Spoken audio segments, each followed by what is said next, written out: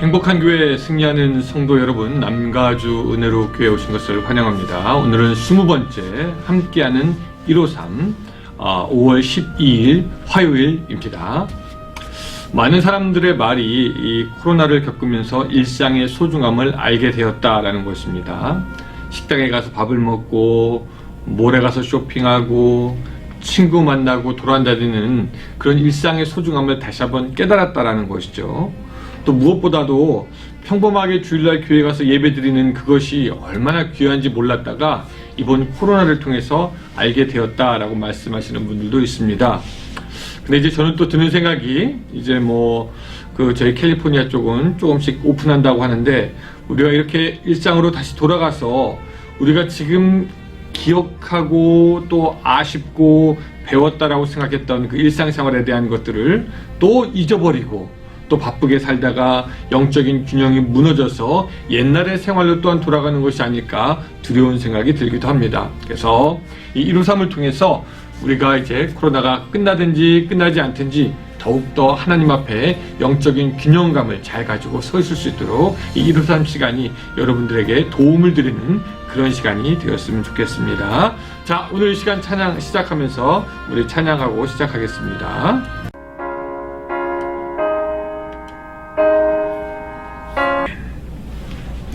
자, 우리 오늘 같이 볼 말씀은 사도행전 20장 7절부터 12절까지의 말씀입니다. 사도행전 20장 7절부터 12절까지의 말씀입니다. 자, 여러분 성경을 다 펴주시기 바라고, 제가 읽을 때 여러분들도 속으로 같이 읽으시기 바랍니다.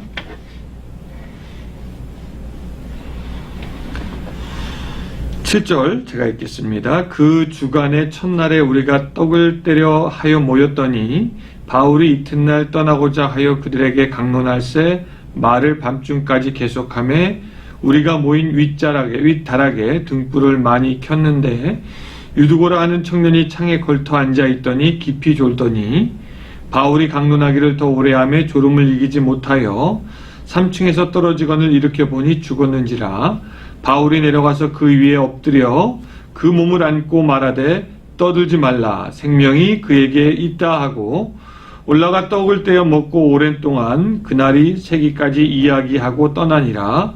사람들이 살아난 청년을 데리고 가서 적지 않게 위로를 받았더라. 아멘. 자, 오늘 이 사도 바울은 설교를 하다가 좀 특이한 경험을 하게 됩니다. 뭐냐면 윗다락에서 설교를 하다가 쿵 소리가 나서 보니 창가에 걸터 앉아있던 유두고가 떨어져서 죽은 겁니다. 아주 황당한 일이죠. 지금도 마찬가지겠죠. 설교하다가 누가 쓰러졌다라고만 해도 온통 술럭일 텐데 쓰러지는 것이 모자라 죽었다라는 것입니다. 당시의 생활로 돌아가면 또 충분히 그럴 수도 있겠다라는 생각이 듭니다. 하루 종일 뜨거운 태양 아래서 힘들게 일하고 저녁 먹고 이제 설교 듣는데 더우니까 좀 창가에 걸터 앉아 있을 수 있고 때마침 바람이 불어서 조금 시원해졌다면은 이 유두고라는 청년은 그 피곤함에 못 이겨서 졸 수 있고 걸터 앉아서 잠들 수도 있었을 것입니다. 여러분, 우리가 이런 얘기를 하면서 유두고가 믿음 없다라는 얘기를 안 했으면 좋겠어요. 그 저녁에 말씀을 들으려고 그 자리에 청년이 왔다라는 것 자체가 사실은 믿음이 전혀 없이는 안 되는 일이었을 겁니다. 근데 어쨌든 그 청년이 믿음이 좋든지 좋지 않든지 상관없이 사람들이 이제 죽은 청년들 위로 모였을 것입니다.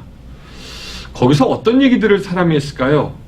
이거는 좋지 않은 일이 일어날 징조라든지, 아니면 우리 중에 누가 큰 죄를 지어서 그런 것이 아니냐라든지, 또 어떤 현실적인 사람은 바울이 설교를 너무 오래 한 것 아니냐라고도 충분히 이야기할 수도 있었을 것이었습니다.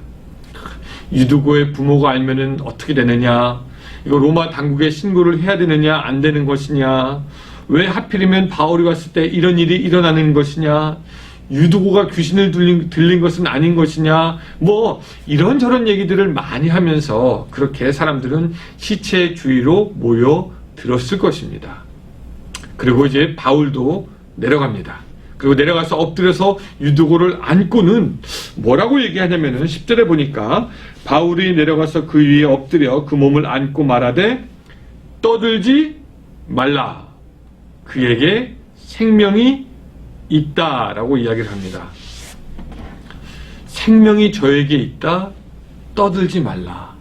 이 말이 무슨 말입니까? 지금 너희들이 말하는 것들, 너희들이 생각하는 것들 틀린 것이다. 맞는 것이 아니다 라고 하면서 이 사도 바울은 굉장히 희망에 섞인 소리, 생명이 저에게 있다라고 선포하고 능력의 말과 소망의 말을 그 죽은 소년에게, 그 청년에게 하여 주는 것을 우리가 알 수가 있습니다. 자, 그럼 우리가 이 본문을 통해서 우리가 무엇을 좀 깨달아야 하느냐? 여러분, 우리도 문제가 생기면은 그 문제에 대해서 이런저런 얘기를 많이 합니다. 이거 누구 탓이다. 이거 이래서 그런 것이다. 저것이 문제다. 이걸 고쳐야 되는데 왜 하필이면 이때냐. 그 우리가 떠드는 말들 위에 생각들이 있는데 그런 그 떠들고 생각하는 말들이 어쩌면은 필요가 없다라는 것입니다. 그 대신 우리가 할 수 있는 것이 있다면 무엇이냐면은 이 바울처럼 뭔가 믿음의 선포, 소망의 선포, 하나님의 뜻의 선포, 성령의 능력을 오히려 이야기하여 주는 것이 필요하다라는 것입니다. 여러분들은 어떠십니까? 어떤 안 좋은 일이 일어날 때 여러분들은 세상 사람들처럼 그냥 떠드십니까? 아니면 사도 바울처럼 희망과 소망과 능력의 말씀을 선포하십니까? 우리는 흔히 그런 말 하죠. 뭐 말이야 바른 말 아닙니까, 목사님? 뭐 솔직하게 말하면 이거 아닙니까? 근데 우리는 바른 말, 솔직한 말, 현실적인 말도 중요하지만 그것을 뛰어넘고 초월해서 이 사도 바울처럼 믿음의 말을 할 수 있어야 한다는 것입니다. 아이가 죽었는데 바울은 생명이 있다고 했습니다. 그럼 그것이 바울이 거짓말을 한 것입니까? 아니죠. 바울은 유두고를 보면서 하나님께서 영광 받으실 것을 믿었고 하나님께서 그를 일으키실 것이라는 것을 확신했기 때문에 그렇게 이야기하십니다. 그렇다면 여러분, 오늘 우리도 우리의 언어를 바꾸면 어떨까요?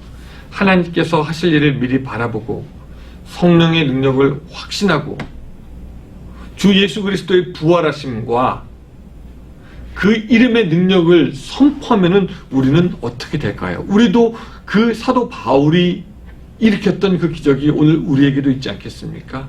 여러분들의 언어가 어떻습니까? 여러분 지금 무슨 말씀을 하십니까? 그것이 중요합니다. 여러분, 우리가 잘 아는 얘기 있잖아요. 두 신발 회사가 아프리카에 신발을 수출하려고 각각 사람을 보냈는데 한 사람은, 아프리카 사람은 신발을 신고 다니지 않으니까 여기서는 신발을 팔 수가 없습니다라고 얘기하고, 또 다른 사람은 아프리카 사람들은 신발을 신고 다니지 않으니까 여기는 시장이 무궁무궁합니다라고 이야기하였다라는 것이죠. 여러분들은 어떤 말을 하십니까? 저는 오늘 여러분들이 다른 사람들이 쉽게 얘기할 수 있는 말들은 안 했으면 좋겠습니다. 그냥 떠들지 않았으면 좋겠습니다. 대신 생명이 있다. 선포하고 하나님의 놀라운 기적을 바라며 오늘 하루를 열어갔으면 좋겠습니다. 여러분 한번 저 따라하시기 바랍니다. 떠들지 말라. 떠들지 말라. 생명이 있다. 생명이 있다. 예, 그 하나님의 생명, 성령으로 말미암아 주시는 그 생명이 오늘 여러분들의 삶의 풍성할 뿐만 아니라 여러분들이 다니는 모든 곳마다 입에서 고백하기를 생명이 있다 고백할 수 있는 오늘 하루가 되시기를 주님의 이름으로 축원합니다. 기도하겠습니다. 하나님, 오늘도 우리들의 삶 되돌이켜 생각하여 봅니다. 오늘 우리들이 하는 말은 어떠한 말이어야 하는지요.